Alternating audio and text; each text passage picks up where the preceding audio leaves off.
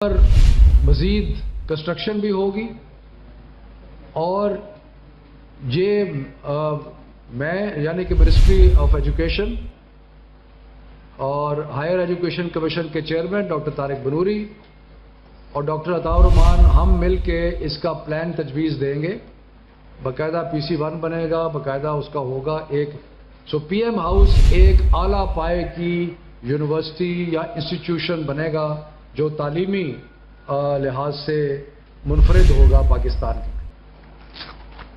اس کے بعد جو اگلی پراپرٹی دیکھی گئی وہ تھا گورنمنٹ ہاؤس مری. یہ جو گورنمنٹ ہاؤس مری ہے اس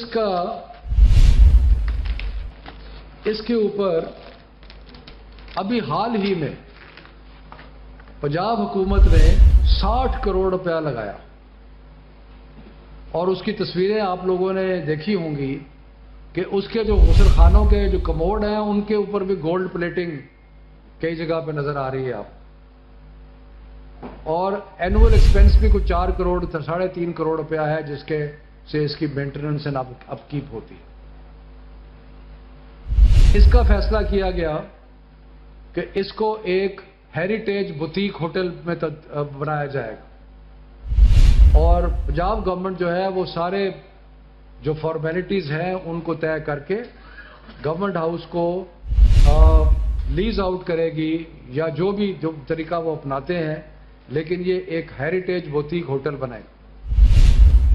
اس کے بعد ہے جی پنجاب ہاؤس بھی ہے ایک مری کے اندر جو کہ 30 کنال پہ محیط ہے.